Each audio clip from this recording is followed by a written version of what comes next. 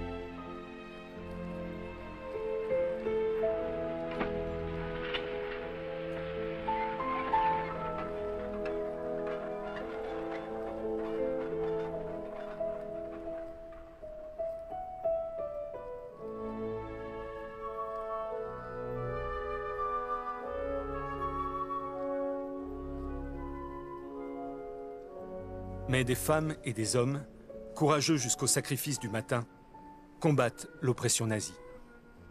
Un peu partout en Europe, en Belgique, aux Pays-Bas, en Tchécoslovaquie, au Danemark, en Norvège, en Allemagne même, la résistance politique et armée se développe. En Yougoslavie, en Italie, en Grèce, en France, des maquis regroupent ceux qui préfèrent mourir que subir.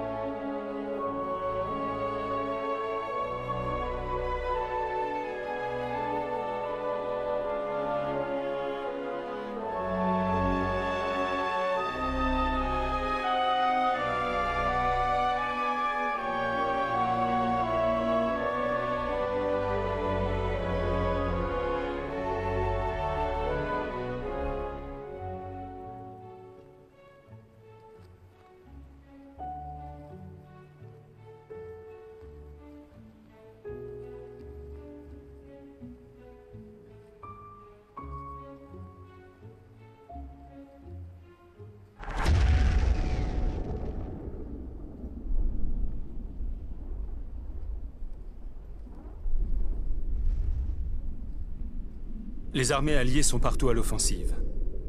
Sur le front Est, depuis la capitulation allemande à Stalingrad en février 1943, l'armée rouge ne cesse d'avancer. Elle remporte la gigantesque bataille de chars à Koursk en juillet 1943. La majorité des divisions allemandes combat sur le front russe. Dans le Pacifique, les soldats américains soutenus par les Australiens et les Néo-Zélandais se battent, île après île, contre les Japonais dans une guerre affreuse, cruelle. Après Midway en juin 1942, Guadalcanal en février 1943, les forces alliées libèrent les Philippines en 1944. Après l'Afrique du Nord, les Alliés débarquent en Sicile en juillet 1943 et entreprennent de libérer l'Italie.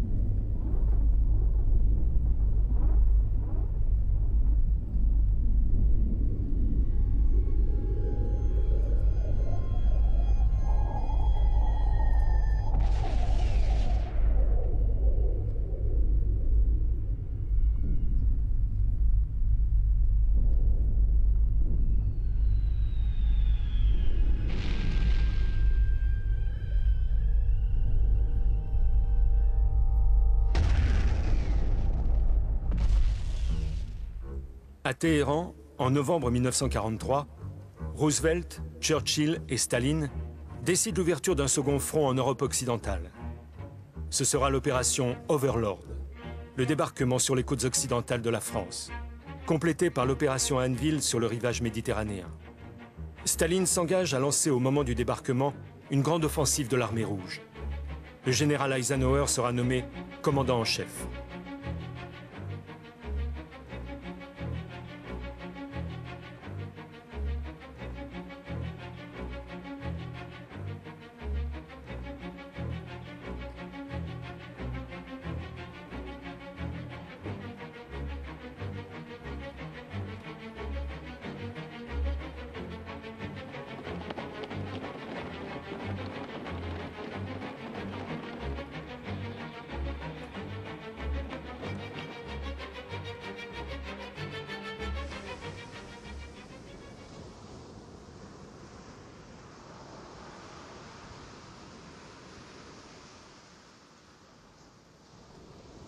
L'enjeu est crucial.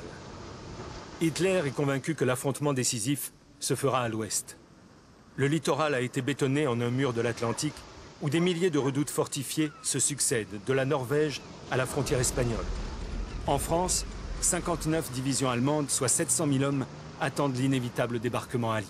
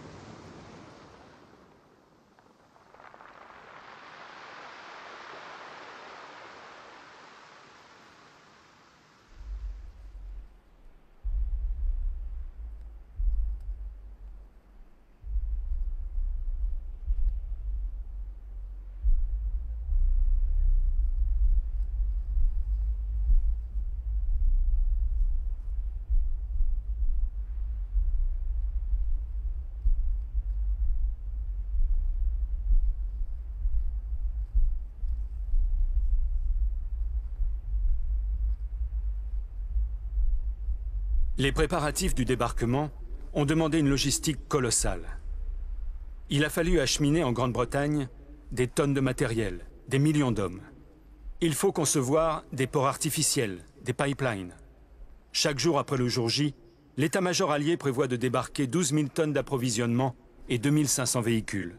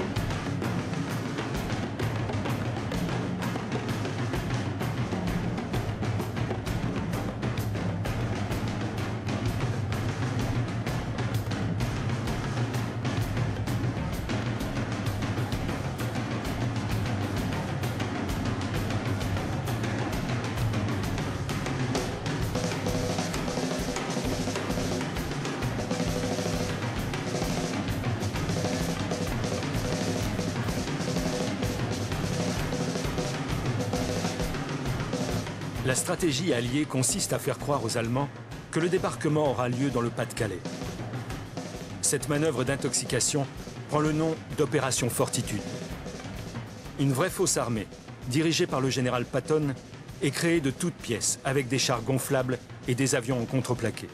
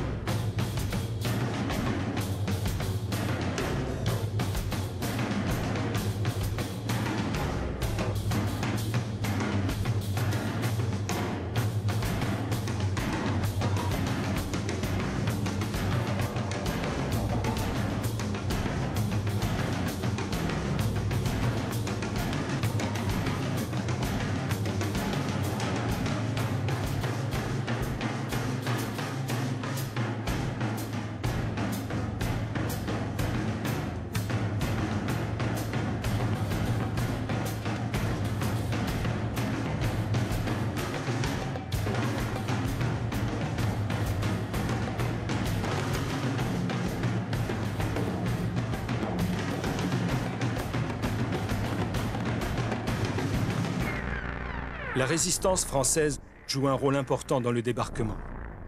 Les forces françaises de l'intérieur regroupent environ 100 000 hommes au printemps 1944. Les réseaux de résistants ont fourni des dizaines de milliers de renseignements sur le mur de l'Atlantique, les aéroports, les garnisons allemandes, les caches de munitions, les dépôts. L'état-major allié connaît dans le moindre détail le mur de l'Atlantique. Le soir du 5 juin, les résistants reçoivent l'ordre de passer à l'action. Les dés sont sur le tapis. Il fait chaud à Suez. Il fait chaud à Suez. La flèche ne percera pas. Ne faites pas de plaisanteries. En application des plans prévus, les résistants attaquent les convois, sabotent les voies de chemin de fer, les ponts, détruisent les lignes électriques. Grâce à eux, le théâtre des opérations est isolé. Les renforts sont retardés.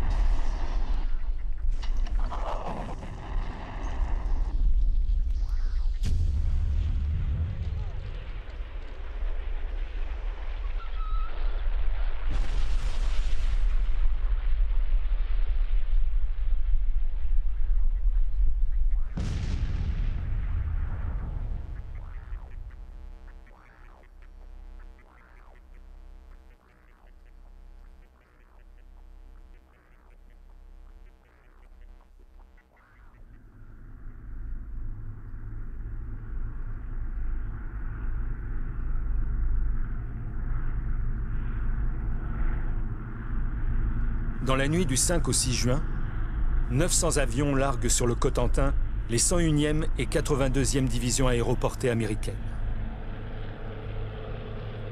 Dans le même temps, les hommes de la 6e division aéroportée britannique protègent le flanc est de la tête de pont. Des planeurs déposent des commandos sur des objectifs stratégiques. Non sans casse.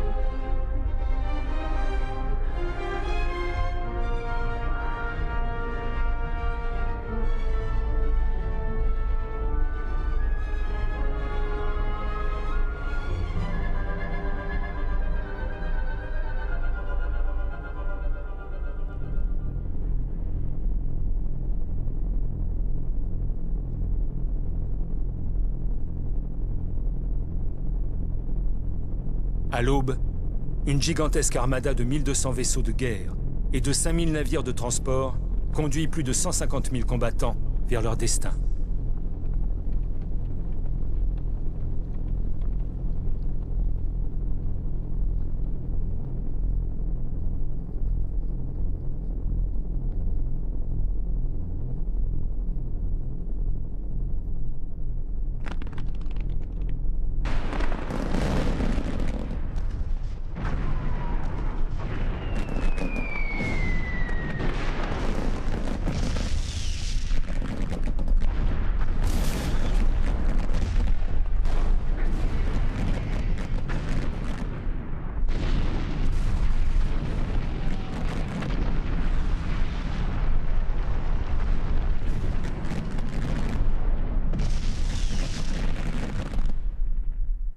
Après un bombardement intensif, les opérations de débarquement débutent sur les 5 plages choisies.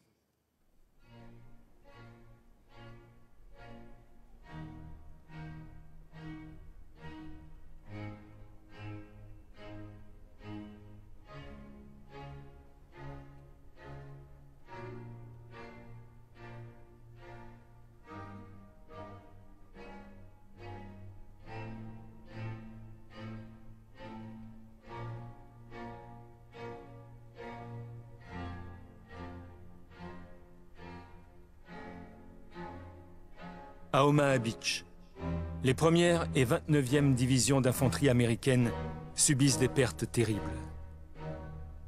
La première vague d'assaut, clouée sur place, est décimée. C'est le chaos.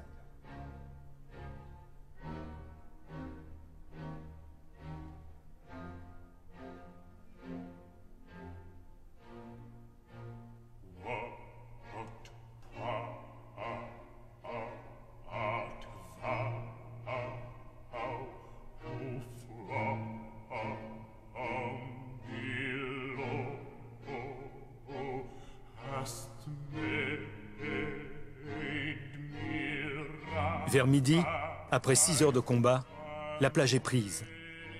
Près de 2500 hommes sont morts, blessés ou disparus.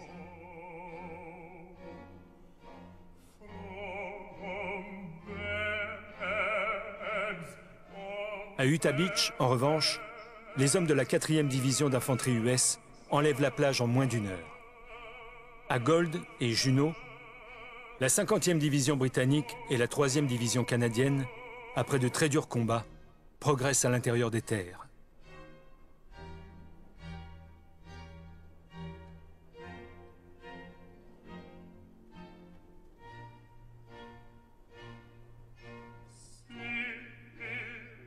À Sword Beach, sur cette plage, les troupes de la 3e division d'infanterie britannique contrôlent les lieux rapidement.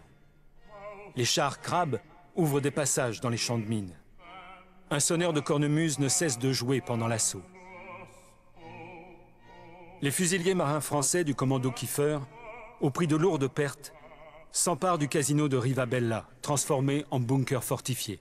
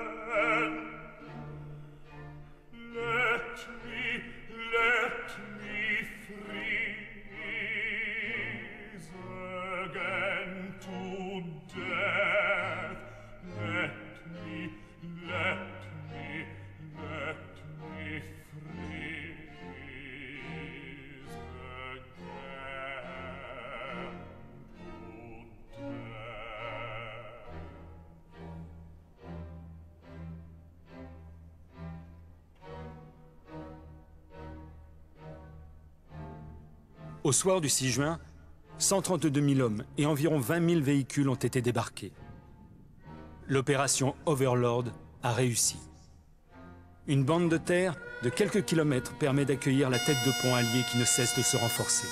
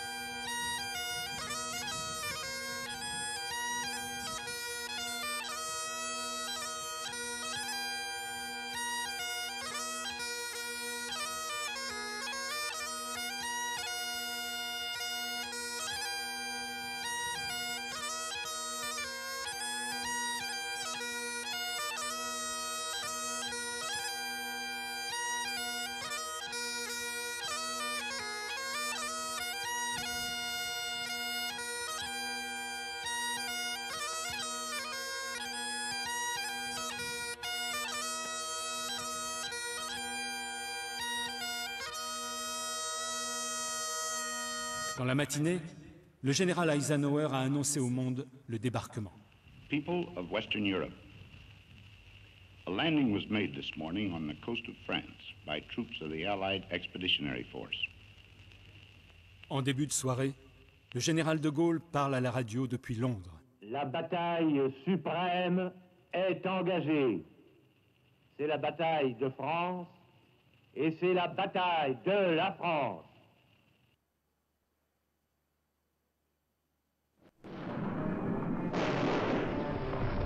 La bataille de Normandie est terrible. Elle dure 80 jours. C'est une véritable guerre de position. Retranchées dans le bocage, les troupes d'élite allemandes se battent avec acharnement. Mais elles ne reçoivent pas les renforts escomptés, bloquées par l'offensive de l'armée rouge promise par Staline à Téhéran.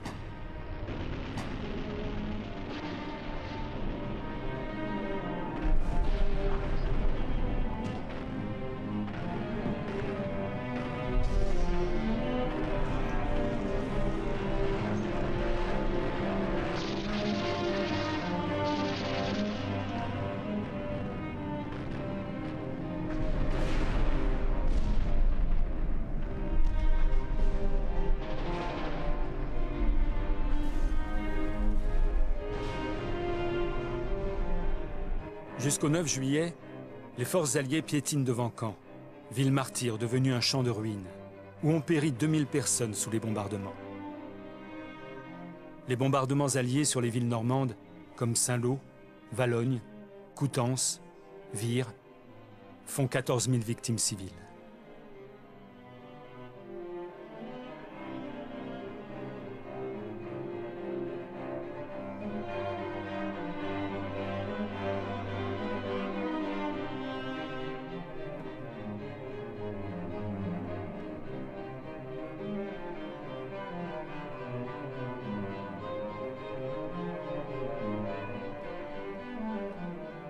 Après la percée d'Avranches le 30 juillet, la bataille de Falaise, où s'illustre la première division blindée polonaise, ouvre les portes de Paris.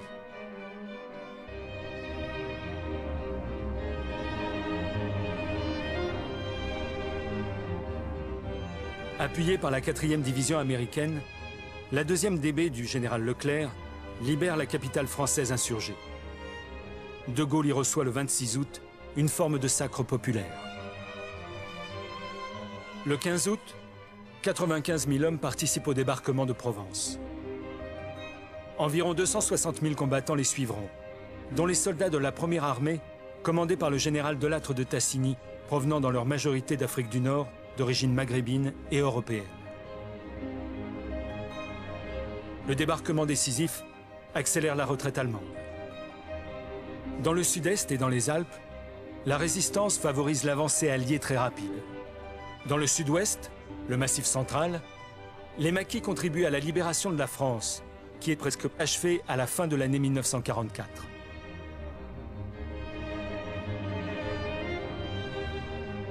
Les bombardements transforment les villes allemandes, en particulier Cologne, Hambourg, Dresde, en amas de décombres.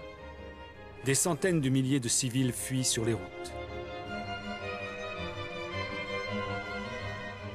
En mars 1945, les forces alliées franchissent le Rhin. Le 25 avril à Torgau, c'est la fraternisation de l'armée américaine avec l'armée rouge.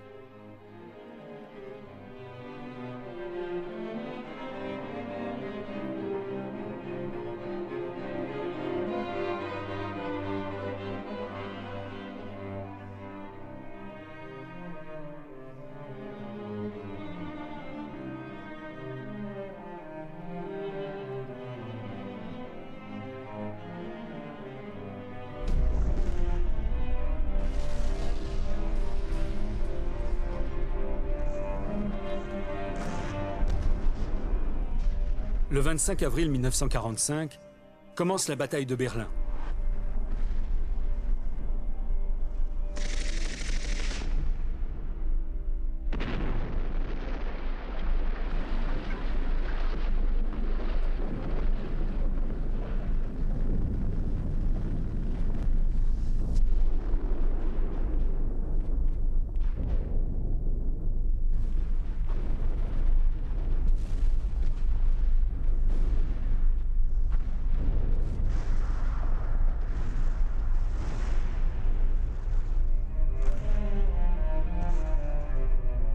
Après plusieurs jours d'intenses combats, le drapeau soviétique est hissé sur le Reichstag le 1er mai. La capitulation de l'Allemagne est signée le 7 mai à Reims, le 8 à Berlin.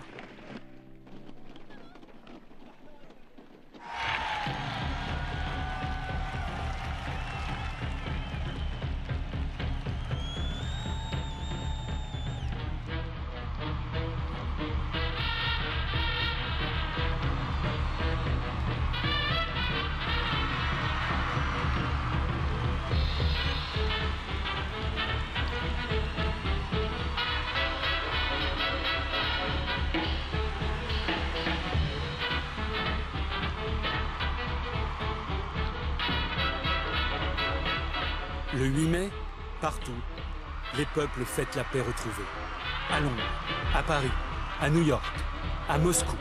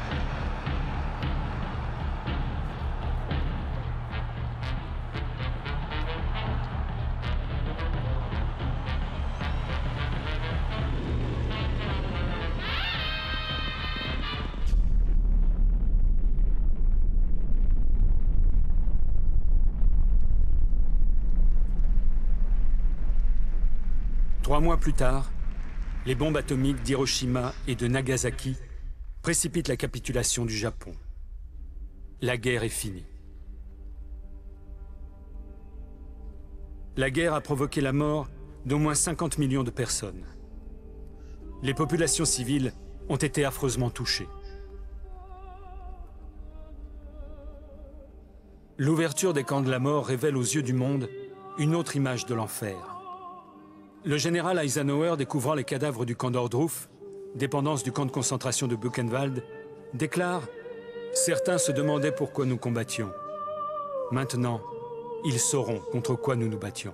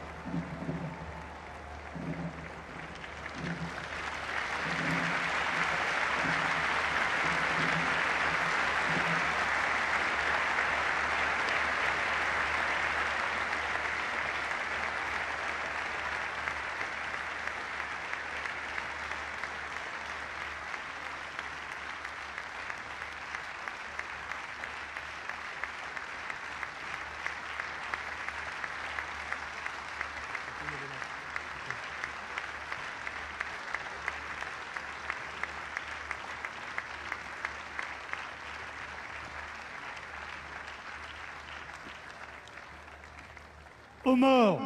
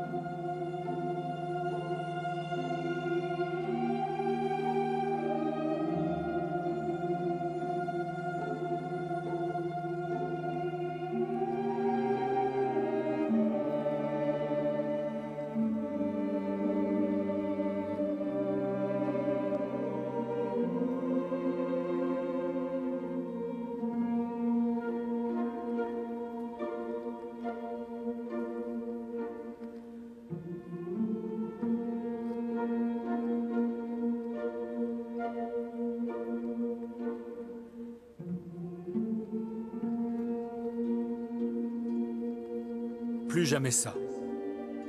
Avant même la fin de la guerre, les délégués de 50 nations se réunissent à San Francisco pour jeter les bases de l'Organisation des Nations Unies qui doit prévenir et régler les conflits qui surgissent. Tâche difficile, incertaine, inaboutie. L'idée européenne est née du refus de la guerre.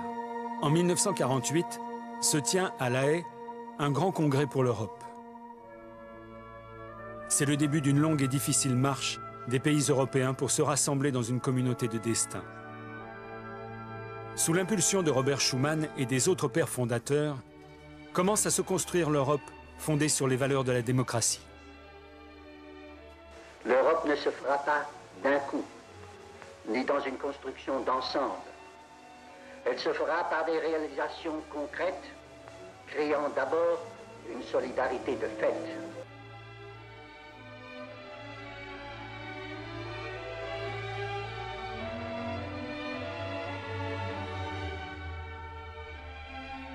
Depuis le traité de Rome en 1957, l'Europe avance vers son unité économique et politique.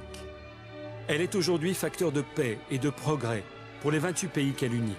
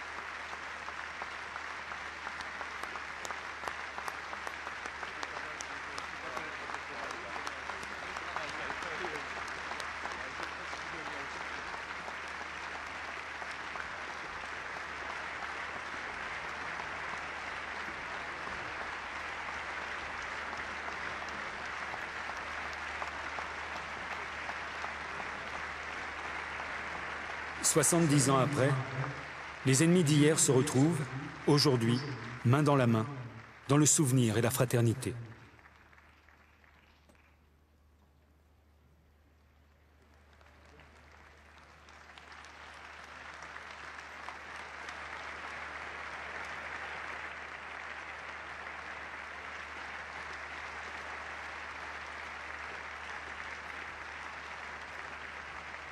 À l'image de Léon Gauthier et Johannes Borner, ce geste de paix est un geste d'avenir. Et il nous invite à le faire, à notre tour, pour que vive à jamais l'esprit de liberté qui a triomphé sur ces plages et qui a fait du 6 juin 1944 une journée qui a marqué pour toujours l'histoire de l'humanité.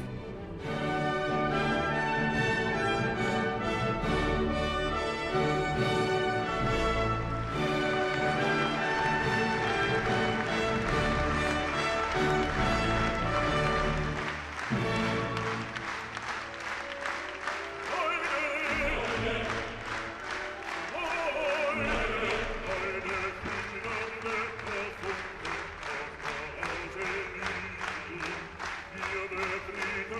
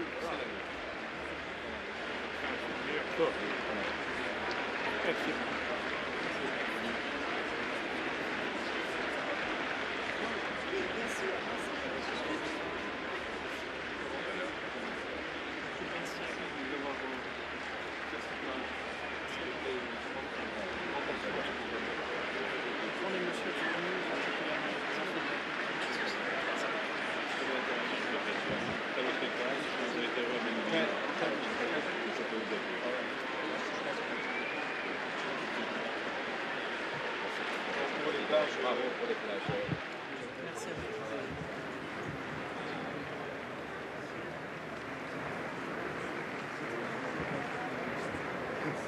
pour cette invitation.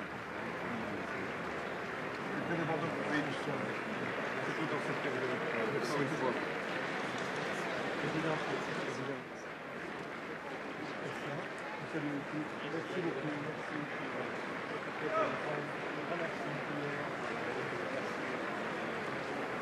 Les membres de la délégation polonaise, canadienne, allemande, britannique sont invités à se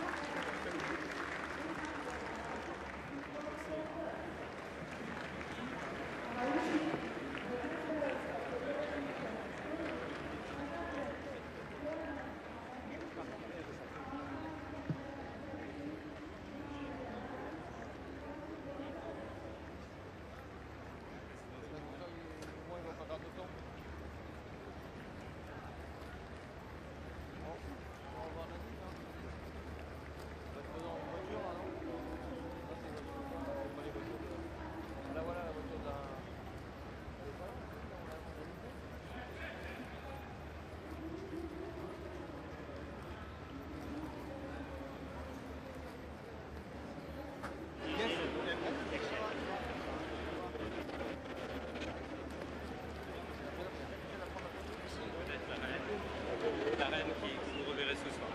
Qui part en premier? À ce soir. À ce soir. À ce soir.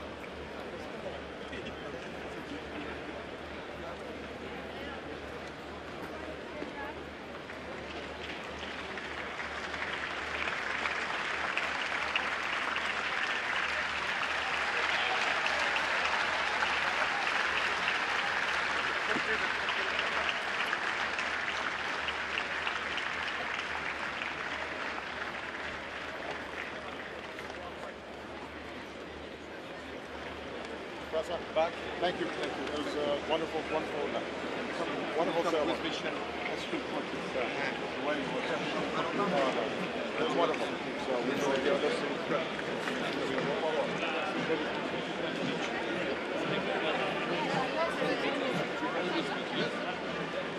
Monsieur le Président, la prochaine fois, merci beaucoup.